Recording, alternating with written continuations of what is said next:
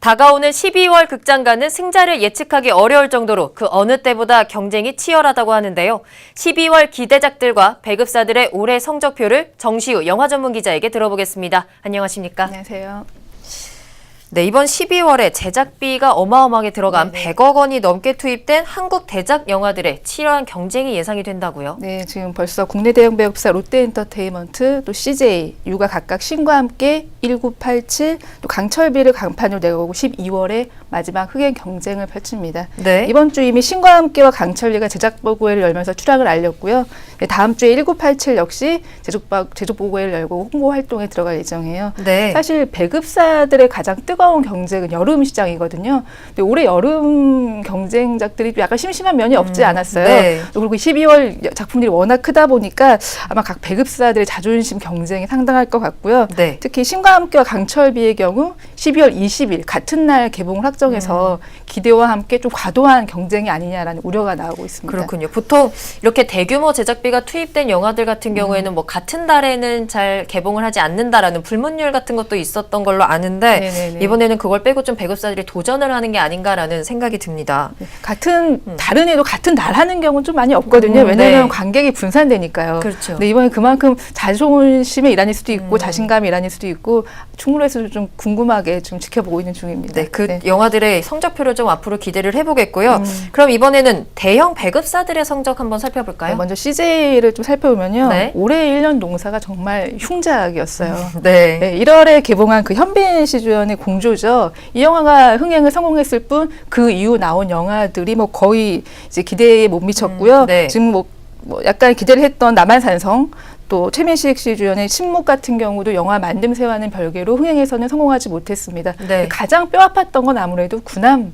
맞습니다. 논란도 정말 논란도 많았잖아요. 많고 잡음도 많았고 네. 사실 이 영화가 제작비 대비로 보면 아주 그 제작비로는 실패한 영화는 아니거든요. 왜냐면은 이제 그 2차 판권이 있으니까요. 근데 이 영화가 이제 CJ한테 준 상처는 자존심이라는 상처죠. 네. 사실 여름 시장에서 모든 배급사가 이제 1위를 놓고 자존심을 경쟁하는데 거기에 졌다는 거에 대해서 아마 패잔병 심정이 좀 있을 테고요. 그렇기 때문에 마지막 영화 1987에 좀 온힘을 싣고 있는 상황입니다. 그러니까요. 이제 개봉할 1987이 네. 과연 이 폐잔병의 상처를 좀 치유를 해줄 수 있을까요? 네, 이게 사실 경쟁작이 만만치 않긴 한데 이 영화 자체가 유월항쟁의 기폭제가 된 그 박종철 치사 사건을 다루고 있어요. 그래서 또 지금도 정권 교체가 되면서 시국도 맞물린 경우도 좀 맞물린 맛도 있고요. 네. 일각에서는 이 영화를 놓고 그 1,000만 관객을 돌파한 변호인 냄새가 난다고 얘기를 하고 있거든요. 또 시대물의 경우 또 잘 만들 경우에는 또 국민의 정서를 이끌어가지고 흥행까지 가잖아요.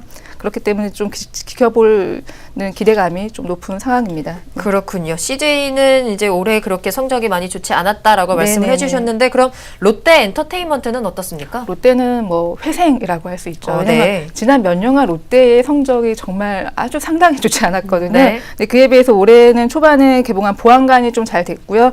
이 뭐 청년 경찰 여름 시장이 잘 됐고 아이캔 스핑크도 이제 흥행 호조를 보이면서 지난해보다는 굉장히 잘 달리고 있어요. 근데 그렇기 때문에 롯데 역시 마지막이 중요한데 잘 달리다가 마지막이 안 되면 또 마무리를 잘해야죠. 마무리 잘해야 네. 되잖아요. 그렇기 때문에 신과 함께가 중요한 상황이고요. 또 무엇보다 신과 함께가 롯데한테 중요한 이유가 이 영화가 우리나라 최초로 1, 2편이 동시에 제작이 됐어요. 네. 촬영이 됐어요. 네. 거의 350억이라는 엄청난 돈이 들어갔거든요. 네. 그렇기 때문에 1편 흥행에 따라서 2편도 영향을 받을 수 없기 때문에 이번 달 12월에 그 성적이 굉장히 중요한 상황입니다. 신과 함께 부담감이 굉장히 클 것 같다라는 생각도 드는데 사실 이 네. 신과 함께는 그 원작 웹툰이 굉장히 그쵸. 유명하잖아요. 혹시 보셨는지 모르겠는데 저도 굉장히 재밌게 본 그 주호민 작가의 네. 동명 웹툰이거든요. 이게 망자와 함께 저승 3차사가 7개의 지옥을 이제 재판을 벌이면서 벌어진 이야기를 그리는데 이게 원작이 인기 있다는 건 그만큼 넘어야 원작 팬들이라는 산이 있죠. 그렇죠. 기대감이 그만큼 네. 클 거고요. 벌써부터 티저가 공개됐는데 원작 팬들이 와가지고 뭐가 다르다. 네. 말들이 많습니다 지금. 네. 근데 일단은 이 원작 팬들의 기대치를 넘어야 할 산이고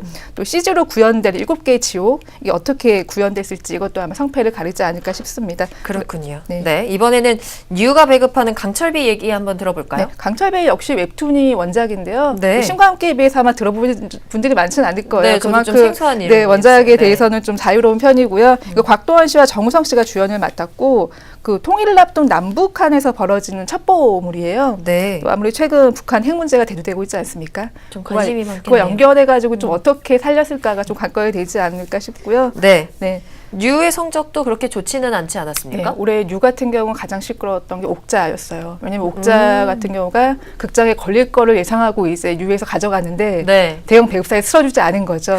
예, 그때부터 좀 잘 안 되기 시작해서 뭐 루시드 드림, 원라인 악녀 등 손익분기점을 돌파한 영화가 많이 없어가지고요. 네. 류 역시 이번 마지막 작품에 좀 사활을 그렇군요. 걸고 있는 상황입니다. 지금 3대 배급사들은 각각 이제 이번 그쵸. 12월에 영화 개봉을 앞두고 있는데 그 중에 하나인 쇼박스는 쇼박이 빠졌습니다. 빠져있어요. 쇼박스 같은 경우는 그 현빈 씨 주연의 꾼을 11월에 내보내요. 네. 사실 쇼박스 같은 경우 올해 성적이 좀 좋은데 영화가 이제 여름 1천만 관객을 유일하게 돌파한 택시 운전사로 네. 여름에 이미 한 차례 잘 됐죠. 또 네. 살인자의 기억법 같은 경우도 잘 돼가지고요. 아마 12월에 쇼박스 같은 경우는 좀 팔짱을 끼고 좀 편하게 지켜보지 않을까 싶습니다. 그렇군요. 좀 숨고르기를 하는 모습인데 네. 이번 12월 영화들 어떻게 성적표가 나올지 좀 네. 지켜보겠습니다.